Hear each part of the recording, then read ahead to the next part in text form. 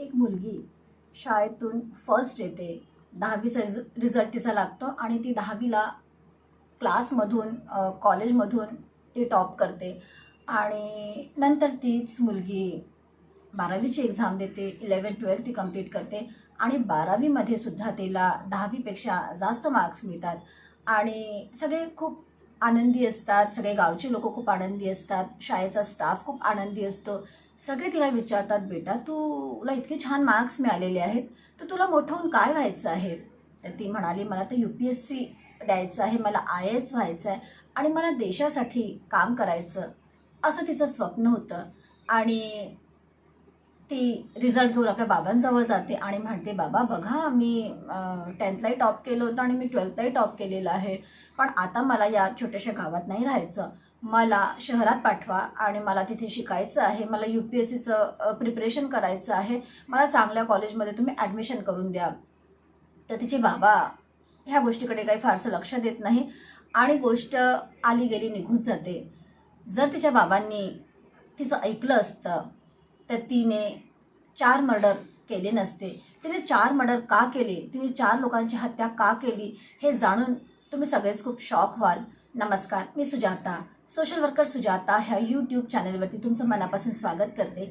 समाजामध्ये अनेक आपराधिक घटना घडत असतात, त्यामुळे मन खूप दुःखी होते, कष्टी होते, घाबरून जाते. पण कुठल्याही गोष्टीला घाबरायचं नसते, त्याला समोर जायचं असते, त्याला फेस करायचं असते. कारण रडायचं नसते, लढायचं असते. जनजागृती हा या कार्यक्रमाचा उद्देश आहे.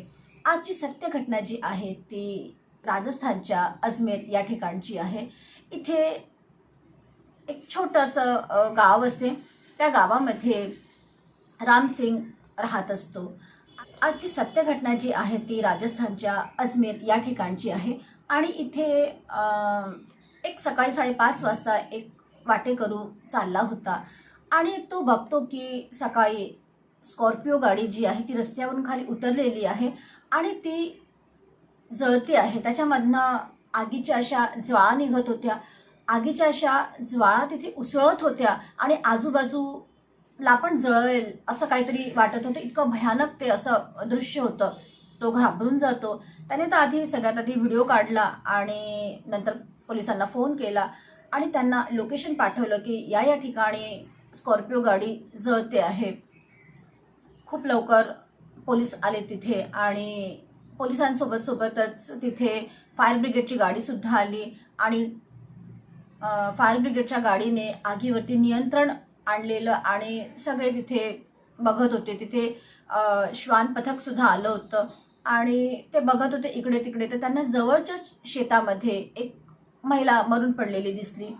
सगळे त्या प्रेताजवळ जातात, त्या महिलेजवळ जातात आणि बघतात. तर त्या महिलेला बघून आजूबाजूचे लोक जे असतात ते ओळखतात, कारण ती जवळच्याच गावातली वकील होती.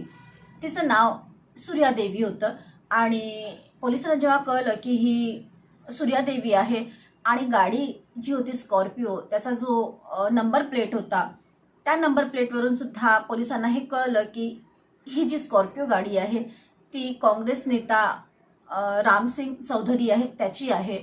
आणि त्यांनी प्राथमिक चौकशीसाठी ते त्यांच्या घरी गेले, कारण गाडी त्यांची होती. तर ते त्यांच्या घरी गेले तर ते जवळच्याच फार्म हाऊसमध्ये राहत होते. तिथे गेल्यावरती त्यांना कळते की रामसिंग चौधरी तिथला एक्स सरपंच होता, तो काँग्रेस नेता होता आणि त्याची आई जी होती ती 90 वर्षाची म्हातारी, ती सुद्धा काँग्रेसची कार्यकर्ता होती. आणि त्यांच्या घरी त्यांची 32 वर्षाची भाची होती, बहिणीची मुलगी, असं तिथे राहत होते. पण रामसिंगबद्दल जेव्हा पोलिसांनी विचारलं तेव्हा त्यांना हे कळलं की रामसिंगने 2 लग्न केलं होतं. त्यांचं पहिलं लग्न जे होतं ते 2005 मध्ये त्याने सुनीता देवी या महिलेशी केलं होतं आणि त्यांना तिथून 2 मुलं झाली होती. एक मुलगी जी होती 19 वर्षाची होती आणि मुलगा हा 17 वर्षाचा होता. मुलगी ही UPSC करण्याचं स्वप्न ठेवून होती ती आणि ती टॉपर मुलगी होती. मुलगा हा 17 वर्षाचा होता, तो BA करत होता. दुसरी जी पत्नी होती ते त्याची वकील पत्नी होती. हे दोघं कुटुंब एकाच घरी एकाच फार्म हाऊसमध्ये राहत होते. आणि जेव्हा पोलिसांना हे कळलं तेव्हा त्यांना थोडासा शॉक पण वाटला. पण आणि पोलिसांनी इकडे तिकडे तपास करायला सुरुवात केला, इकडे तिकडे पाहिलं तर त्यांना असं वाटलं की इथे काहीतरी साफसफाई सुद्धा झालेली त्याला दिसलेली. कारण इतक्या सकाळी सकाळी इतकं सगळं मोठं फार्म हाऊस कसं काय कोणी क्लीन करू शकते असं त्यांना वाटलं. आणि त्यांनी बघितलं की त्यांचा 17 वर्षाचा जो मुलगा आहे तो समोरच TV त्याने सुरू केलेली आणि सोफ्यावरती बसून तो चहा पित आहे, TV बघत आहे.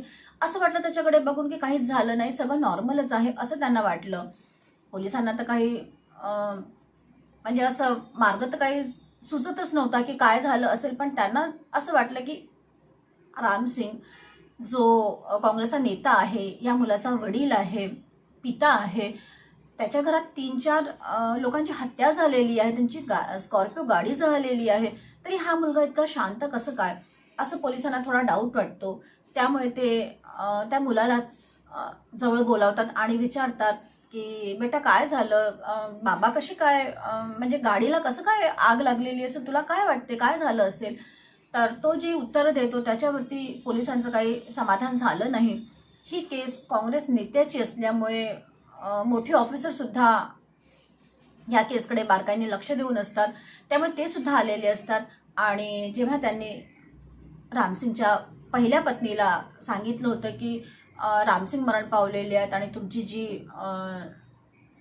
वकील पत्नी आहे त्यांची ती सुद्धा मरण पावली, तर तेव्हा सुनीता खूप हंबरडा फोडून रडलेली आणि ती मुलगी जी होती ती सुद्धा खूप रडलेली.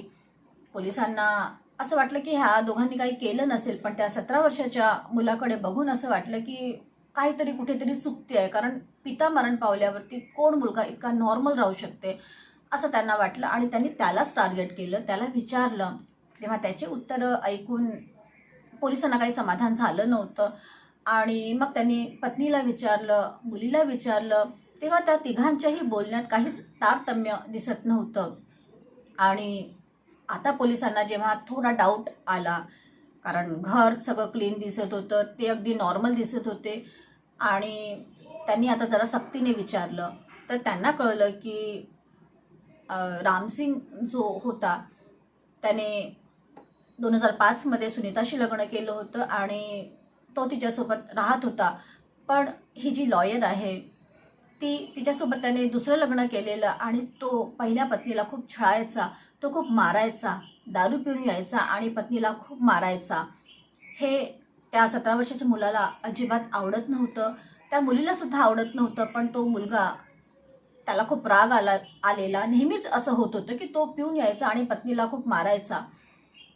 पहिल्या पत्नीचा तो खूप राग करायचा, त्याच्या दोन्ही मुलांचा तो सुद्धा खूप राग करायचा आणि मात्र दुसरी जी पत्नी होती तिच्यासोबत तो खूप गोड राहायचा.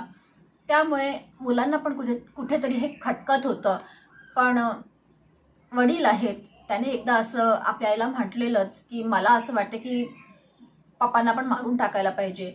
आई म्हणाली नको बेटा, तो कसंही असेल तर तो तुझा पिता आहे आणि तू असं काही करू नको. आईने त्याला समजवलं होतं. पण 26 मेच्या दिवशी असं काय झालं की तो परत पिऊन येतो आणि आपल्या पहिल्या पत्नीला तो खूप मारतो. आता मात्र त्या मुलाला खूप राग आलेला. त्याची आई त्याला समजवते, बेटा जाऊ दे, काही दिवसांनी होईल सगळं व्यवस्थित. पण त्याला तो खूप राग आलेला होता. त्याने ऑनलाईन तो तयारीतच होता, त्याने ऑनलाईन चाकू मागवलेला होता आणि त्याला खूप राग आला. त्याच्यानंतर त्याने रात्रीच्या 2 वाजता तो आपल्या बाबांच्या रूममध्ये गेला आणि त्याने चाकूने त्याच्यावरती वार केलेले. बाजूलाच सावत्र आई झोपलेली होती, जी लॉयर होती. तिने विरोध करण्याचा प्रयत्न केला तर त्याने तिलाही मारलं. तिच्यावरही खूप त्याने वार केलेले. 90 वर्षाची आजी ती गोंधळ ऐकून आलेली रूममध्ये, तर तिला सुद्धा त्याने मारून टाकलं. त्याची भाची जी होती ती सुद्धा आली. ह्या सगळ्यांना त्याने मारून टाकलेलं. ह्याच्यामध्ये इच्छा नसताना सुद्धा आई आणि मुलगी सुद्धा इन्व्हॉल्व झाली. तिने तर म्हटलं होतं की असं काही करू नको, पण मुलाच्या अपराधामध्ये, गुन्ह्यामध्ये आई आणि टॉपर मुलगी सुद्धा सहभागी झाली होती.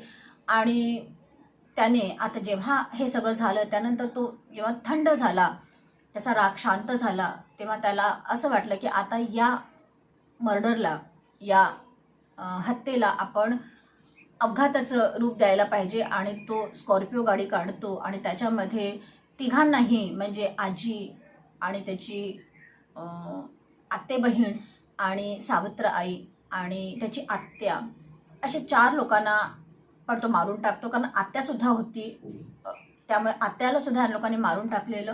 आणि ह्या चौघांना घेऊन तो स्कॉर्पिओमध्ये बसवतो आणि थोडं लांब घेऊन जातो, जिथे कोणी सहजासहजी कोणी राहणार नाही अशा ठिकाणी तो घेऊन जातो. आणि गाडीवर, म्हणजे रस्त्यावरून गाडी उतरवतो आणि तिथे त्याला गाडी ठेवतो. घरी येतो, त्यांच्या ट्रॅक्टरमधनं तो पेट्रोल काढतो आणि तिथे परत जातो त्या ठिकाणी आणि त्या स्कॉर्पिओ गाडीला आग लावून टाकतो. तिथे पेट्रोल शिंपडतो आणि त्याला आग लावून टाकतो आणि तो घरी येऊन झोपतो. त्याची सावत्र आई जी असते ती पूर्णपणे मेलेली नसते. तिने कसा तसा आपला गाडीचा काच काढलेला आणि ती कशी तरी बाहेर निघाली आणि स्वतःचा जीव वाचवण्यासाठी ती शेतात पळाली. पण तीही खूप जळालेली होती, त्यामुळे तिच्यामध्ये त्राण नव्हता, तिच्यामध्ये शक्ती नव्हती आणि काही अंतरामध्ये जाऊन ती तिथे बेशुद्ध पडली आणि तिथेच ती मरण पावली. पण बाकी सगळं, ती पण जळालेली होती त्यामुळे ती पण मरण पावलेलीच होती. पण तिचा चेहरा व्यवस्थित होता म्हणून त्या लॉयरला ओळखलं आणि ते त्यांच्या घरी गेलेले. आणि PM रिपोर्ट जेव्हा आली, ह्या सगळ्यांना पण पोस्टमॉर्टमसाठी जेव्हा हॉस्पिटलमध्ये पाठवलं आणि जेव्हा PM रिपोर्ट आली तेव्हा कळलं होतं की जरी प्रेत स्कॉर्पिओमधले 100% जळाले असतील तरी पण त्यांना आधी मारून टाकण्यात आलेलं आहे हे कळालेलं. आणि आता पोलिसांना गुन्हेगार कोण आहे तर कळलंच होतं, त्यामुळे त्यांनी तिघांनाही ताब्यात घेतलं. तो जो छोटा मुलगा होता 17 वर्षाचा, तो तर त्याच्यावरती केस झाली पण त्याला सुधारगृहात पाठवण्यात आलं. आई आणि मुलगी ज्या खूप इन्व्हॉल्व नव्हत्या या सगळ्या गोष्टींमध्ये, पण तरीही त्यासुद्धा गुन्ह्यात सहभागी झाल्या होत्या म्हणून त्यांच्यावरती सुद्धा केस चालली आणि त्यासुद्धा कोठडीमध्ये आहेत. आता सध्या त्या कोठडीमध्ये आहेत. आणि एक टॉपर मुलगी, जिचं भविष्य खूप चांगलं होतं, त्याच्या बाबांनी जर वेळेतच ऐकलं असतं तर कदाचित ती भारताचं नाव रोशन करू शकली असती आणि असं काही घडलं नसतं. पण बाबांनीही लक्ष दिलं नाही आणि ते बाबासुद्धा क्रिमिनल माइंडेडच होते, कारण 16 केसेस त्यांच्यावरती होते. त्याने एका सेक्रेटरीला मारून टाकलं होतं आणि त्याच्यासाठी वकील म्हणून ही सूर्यादेवी गेली होती आणि ह्यांच्यामध्ये प्रेमसंबंध जुळले आणि ह्यातून त्याने लग्न केलेलं. पिताही क्रिमिनल होता पण तरीही त्याची छोटी मुलं, 17 वर्षाचा मुलगा आणि 19 वर्षाची मुलगी, ह्यांचं आयुष्यसुद्धा आज खराब झालेलं आहे. थांबून थोडा विचार करा. रडायचं नसते, लढायचं असते. याबद्दल तुम्हाला काय वाटते कमेंट्स करून नक्की कळवा. तुम्ही पाहताय social worker Sujata, real crime stories, ज्यामध्ये सत्य आहे पण त्यावरती विश्वास ठेवणं कठीण आहे. परत भेटूया पुढल्या वळणावरती. तेव्हापर्यंत लाईक करा, कमेंट्स करा, शेअर करा आणि सबस्क्राईब तर कराच करा. आणि हो, सावध पण राहा.